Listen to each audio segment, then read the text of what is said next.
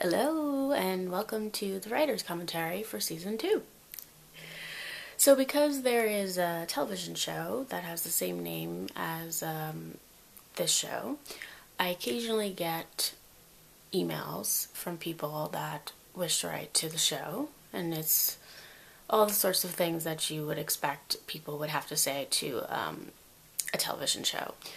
But there was one email in particular that I was pretty affected by. It was written by a woman who couldn't really understand why her family was not portrayed on the show.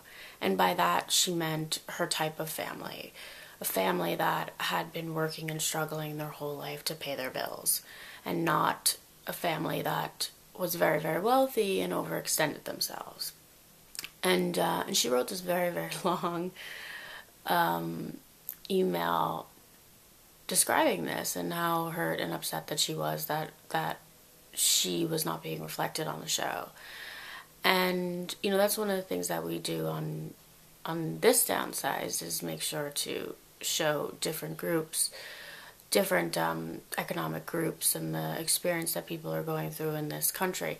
However, I still thought I needed to make a bigger commitment to making sure that all the stories were told, and also making sure to focus on the relationships between the characters and the relationships that they have at home. And that's when I started writing this season.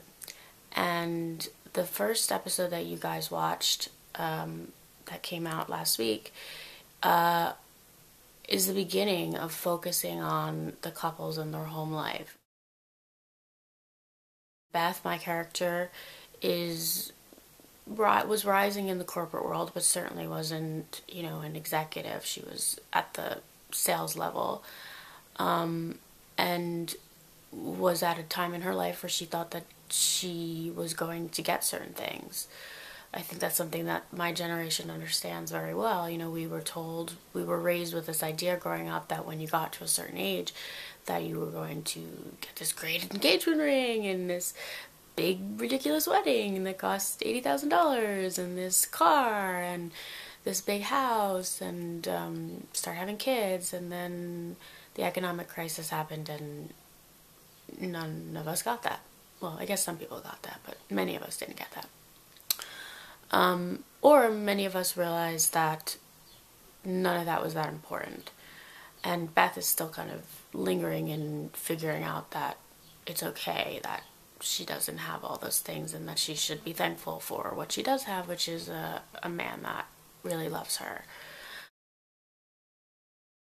In the second scene in the episode, there's a couple that is a little bit wealthier, and they don't have the financial problems, but they do have the weight on their shoulders of being responsible to people that have financial problems. They're the people that are firing people and dealing with all of the executive decisions that comes with running a company. And I think that's also a hard position to be in, and try to keep your sanity and feel good about yourself when those things are going on.